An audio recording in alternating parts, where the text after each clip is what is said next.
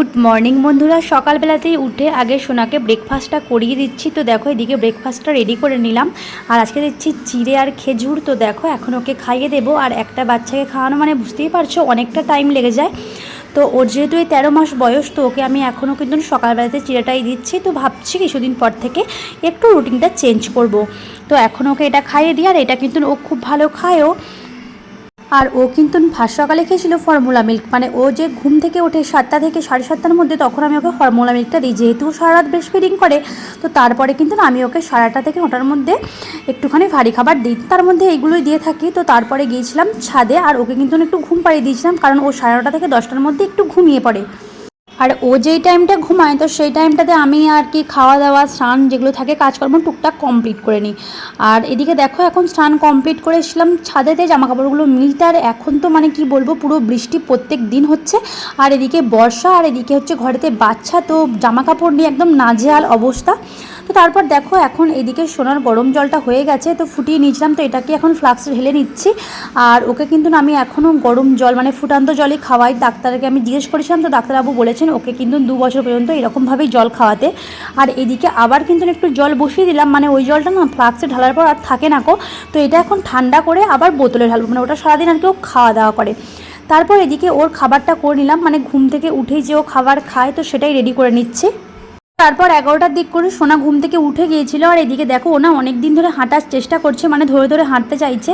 তো যাই হোক, তারপর আমি আজকে ওর এখন লাঞ্চটা বানিয়ে নেবো। আর আজকে ওকে দেবো একটা হেলদি আর কি লাঞ্চ।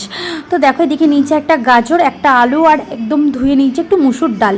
তো এখন এই গাজরটাকে কিন্তু আমি ভালোভাবে গ্রেট করে নেব। তো দেখো এখন গাজরটাকে গ্রেট করে নিচ্ছি। তো গাজরটা গ্রেট করা কমপ্লিট হলে কিন্তু আমি যেই আলুটা নিয়েছি, তো আলুটাও কিন্তু আমি খুব সুন্দর করে গ্রেট করে নেব। তারপর দুটোকেই গ্রেট করে নেওয়ার পর কিন্তু এটা দিয়ে আমিও আর কি লাঞ্চটা বানাবো।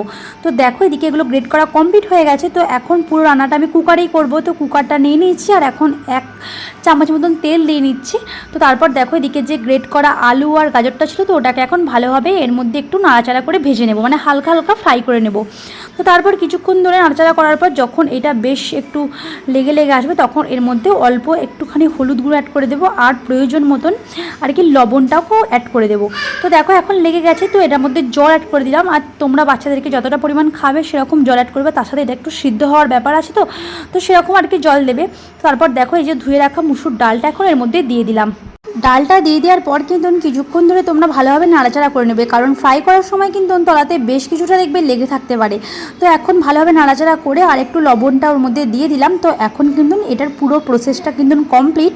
তো এখন এটা কিছুক্ষণের জন্য গ্যাসেতে বসিয়ে দিতে হবে।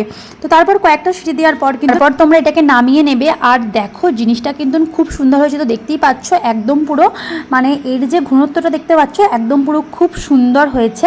তো তারপর দেখো এটাকে কিন্তু তোমরা চাইলে আর কি একটু জল দিয়ে একটু পাতলা করে নিতে পারো, কারণ এটা প্রচণ্ড মোটা পাড়া হয়ে গিয়েছিলো, তো তোমরা দেখতেই পাচ্ছ। তারপর কিন্তু একটু আমি জল দিয়ে এটাকে আর কি একটু নরম নরম পাড়া করে নিয়েছিলাম। তো তারপর কিন্তু এটাকে একটা ভালো আর কি ধোয়া পাত্রের মধ্যে তোমরা রাখবে, যেহেতু বাচ্চারা খাবে, তো সবসময়তেই কিন্তু তোমরা সব কিছুটা একটু একদম মানে পরিষ্কার পরিচ্ছন্ন করে নিয়ে রাখার চেষ্টা করবে। তো দেখো এখন আবার কুকার চাপিয়ে দিয়েছি, আর এর মধ্যে দিয়ে দিয়েছি 1 চামচের মতন তেল, আর দিয়েছি মানে ফোড়নের জন্য একটু অল্প সম্বরা। তো এখন কিন্তু এটা ভালো করে ভাজা ভাজা হয়ে গেলে এর মধ্যে যে ডালটা আমি রাখলাম, তো সেটা কিন্তু আমি এর মধ্যে দিয়ে দেব। আর এটা তুমি যদি বাচ্চাদেরকে খাবারের সাথে দুপুরবেলাতে দাও, তো ওরা দেখবে একদম চেটেপুটে খাবে। আর প্রত্যেক দিনকার যে তোমরা ডালটা দাও তার থেকে কিন্তু এটা একটু অন্যরকমও হবে। আর এটা কিন্তু প্রচুর হেলদি আর প্রচুর প্রোটিন এর মধ্যে রয়েছে। তো যাই হোক, তোমরা এইভাবে একদিন খাইয়ে দেখতে পারো। আর যদি তোমাদের রেসিপিটা ভালো লাগে থাকে, তোমরা ঘরেতে অবশ্যই মানে তোমাদের বাচ্চাকে বানিয়ে খাইও। আর ভালো লাগলে আমাকে কমেন্ট করে জানিও। তো আজকের মতন টাটা, দেখা হবে নেক্সট একটা ভিডিওতে। ততক্ষণ তোমরা অবশ্যই ভালো থাকবে।